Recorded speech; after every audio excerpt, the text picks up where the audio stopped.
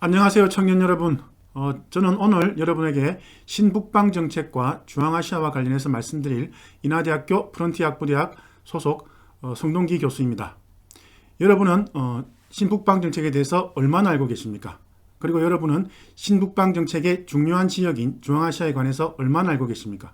제가 지금부터 여러분들한테 신북방 정책과 그 지역의 중요한 지역으로 평가받고 있는 중앙아시아에 관해서 말씀드리겠습니다. 자, 신북방 정책의 정의에 대해서 말씀드리겠습니다. 신북방 정책은 무엇보다 중요한 것이 평화와 번영입니다. 평화와 번영을 바탕으로 해서 유라시아 국가들과 협력을 정진하는 것입니다. 자, 다음으로 신북방 정책의 사업 범위에 대해서 말씀드리겠습니다. 가장 좁은 범위로는 남북러 삼각협력이 있습니다. 그 다음 범위로는 러시아가 주도하고 있는 유라시아 경제연합과의 협력이 있고, 그 다음은 중국이 추진하고 있는 1대1로 사업과 협력이 있습니다. 그리고 가장 넓은 의미의 범위는 유라시아에 존재하는 국가들과의 관계를 협력을 정진하고 강화시키는 것입니다. 신북방 정책의 비전에 대해서 말씀드리겠습니다. 앞에도 말씀드린 것처럼 평화와 번영이 가장 중요한 비전의 목표가 되겠습니다. 유라시아 지역과의 관계를 개선하고 발전시키기 위해서 신북방 정책은 4가지 비전을 가지고 있습니다. 첫 번째는 해안과 대륙을 연결시키는 가교 국가, 한국이 그러한 일들을 과거에 했었는데 그것을 다시 이제 회복시키겠다라는 것이 이제 첫 번째 비전이고, 두 번째는 새로운 경제 공간과 기회를 확장시키는 것입니다. 유라시아 공간이 새롭게 열렸기 때문에 이러한 기회를 놓칠 수가 없다. 그리고 무엇보다 중요한 것은 남북 통일 이후에 우리는 유라시아 시대에 직면하게 됩니다. 다시 말하면 다시 대륙으로 나아간다는 것입니다. 그래서 이러한 신북방 정책은 대륙적 전략이고, 또 중요한 것은 미래지향적인 전략입니다. 그리고 무엇보다 중요한 것은 이것을 하기 위해서는 동북아와 한반도의 평화가 정착되어야 됩니다. 이를 위해서 동북아 책임 공동체를 만들고 우리 한국이 만들고 있는 신경제 구상을 실현하는 것이 중요합니다. 자, 여기에 따라서 우리는 4가지 목표를 설정할 수가 있습니다. 첫 번째 목표는 가장 중요한 것이 아무래도 평화입니다. 그리고 두 번째는 서로의 공동의 이익을 창출하는 것입니다. 그리고 세 번째는 성장 동력을 갖다가 창출하는 것입니다. 네 번째는 이런 것을 완성하기 위해서 인적 교류와 문화 교류를 활성화시켜서 상호 간의 이해를 정진시키는 것입니다. 다음으로 신북방 정책에 해당되는 국가들을 말씀드리겠습니다. 총 14개 국가입니다. 지도에서 보시는 것처럼 세계에서 가장 큰 국가인 러시아도 있고, 그 다음에 세계에서 9번째로 큰 국가인 카자흐스탄도 있습니다. 그리고 이 공간 내에는 인류가 많은 도움을 받는 엄청난 자원이 있습니다. 석유와 천연가스, 그 다음에 정말 중요한 전략 강물들이 있습니다. 그리고 이 지역의 인구만 보더라도 이 지역이 얼마나 경제적으로 중요한지를 알 수가 있습니다. 자, 지금부터는 신북방 정책의 중요한 지역인 중앙아시아에 대해서 말씀드리겠습니다. 중앙아시아는 신북방 공간에서 중부 권역권에 속합니다. 중앙에 있기 때문에 이제 중부 권역권에 속하는데, 중앙아시아를 상대로 해서 우리 정부가 추진하고 있는 전략들이 있습니다. 첫 번째 전략은 바로 자원입니다. 앞에서 말씀드린 것처럼 중앙아시아 지역에는 중동의 석유를 대체하는 아주 많은 석유들이 매장되어 있습니다. 두 번째는 제조업입니다.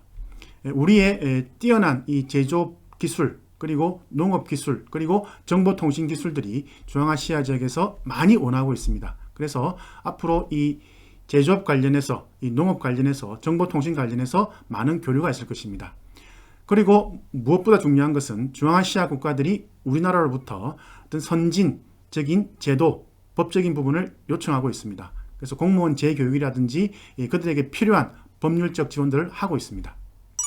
신북방 정책의 중요한 지역으로 나타나고 있는 중앙아시아 지역의 국가들을 여러분들한테 소개하겠습니다. 앞에서 잠깐 말씀드렸습니다만 중앙아시아의 국가는 카자흐스탄, 우즈베키스탄, 키르기스탄, 투르크메니스탄, 타지키스탄, 다 스탄으로 끝납니다. 이 5개 국가는 우리에게 정말 먼 곳이 아닙니다. 중앙아시아는 역사적으로 실크로드를 통해서 우리와 많은 교류를 했던 지역입니다.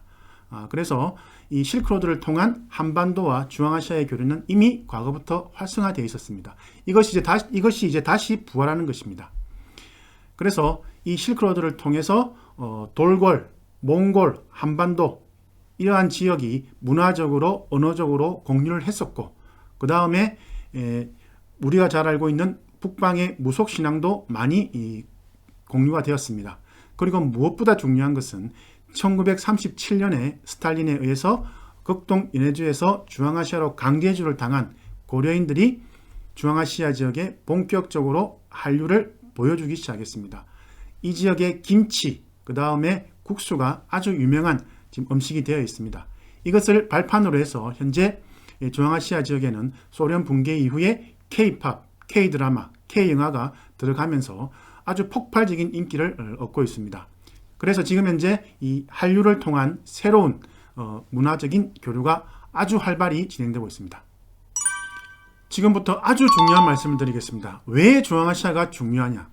제가 앞에서 잠깐 말씀드렸습니다만 지금 이 부분은 아주 중요한 부분이기 때문에 잘 보시기를 바라겠습니다. 중앙아시아가 가지고 있는 지경학적 가치입니다.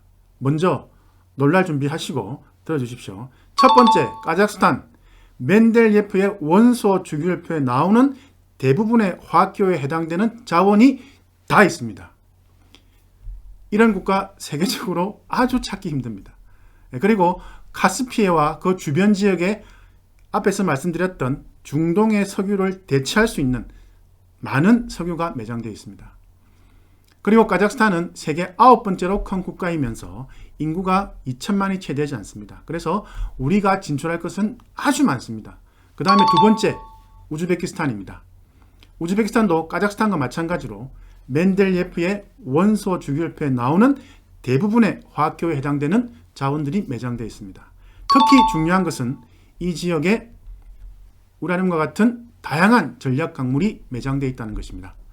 그리고 우즈베키스탄은 무엇보다 중요한 것이 인구가 3,200만이 넘으면서 평균 연령이 26세에 불과합니다. 젊은 인구들이 많기 때문에 이 지역은 그래서 미래에 아주 큰 소비시장 그리고 아주 성장 잠재력이 있는 국가로 평가받고 있습니다. 그리고 마지막 투르크멘스탄을 보시면 더 놀라십니다. 투르크멘스탄은 세계 천연가스 매장량의 10%를 가지고 있습니다. 하나 더 추가 말씀드리면은 러시아가 세계 천연가스의 거의 20%를 가지고 있습니다. 그래서 우리가 지금 목표로 하고 있는 신북방 지역에 이 천연가스 매장량이 엄청나게 많다는 거 이거 주목해 주시기를 바라겠습니다. 신북방 정책의 중요한 지역인 중앙아시아와 현재 어떠한 교류와 협력이 이루어지는가에 대해서 말씀드리겠습니다. 앞에서 말씀드렸던 추진 전략을 바탕으로 해서 현재 중앙아시아 지역에는 자원개발, 그 다음에 두 번째 제조업 육성 지원, 그 다음에 세 번째가 교육 문화 협력입니다. 무엇보다 중요한 것은 이 지역에는 전문 인력이 부족합니다. 전자정부를 만들고자 하더라도 그것을 구축할 수 있는 전문 인력이 부족한 것입니다. 이러한 것을 우리가 지원하고 있다는 겁니다. 그리고 이 지역의 법적, 제도적 장치가 부족하기 때문에 이러한 부분들을 갖다가 우리가 지원을 하면서 어떤 선진 행정 정책이라든지 공무원 재교육이라든지 심지어 공무원 제도까지 지금 우리한테 요청하고 있는 사항입니다. 자, 예를 들면 우즈베키스탄은 세계 29번째 자동차 생산국입니다. 단순한 조립이 아니라 자체적으로 부품을 다 만들어서 완성차를 만들고 있습니다. 이것은 우리나라 기업이 과거에 진출해서 도와주었기 때문에 가능했습니다. 그리고 카자흐스탄도 기존의 자원개발 중심이 아니라 제조업 중심으로 국가정책을 바꿈으로 해서 제조업 기반이 취약한 이 부분을 극복하기 위해서 한국의 지원을 요청하고 있습니다. 그래서 이미 한국 기업들이 자동차, 다양한 제조업 분야에 진출해 있습니다. 그리고 투르크메니스탄 같은 경우도 단순히 천연가스만 파서 수출하는 것이 아니라 거기에 따른 부가가치 산업을 발전시키기 위해서 플랜트 산업 이러한 것에 대해서 많은 지원을 요청했고 우리가 가서 많이 도와주었습니다. 그리고 중앙아시아 국가들이 우리에게 많이 또 요청하고 있는 것이 바로 교육 분야입니다. 전문 인력이 부족하기 때문에 이러한 국가들이 발전하기 위해서는 무엇보다 이 전문 인력 양성이 중요한 것입니다.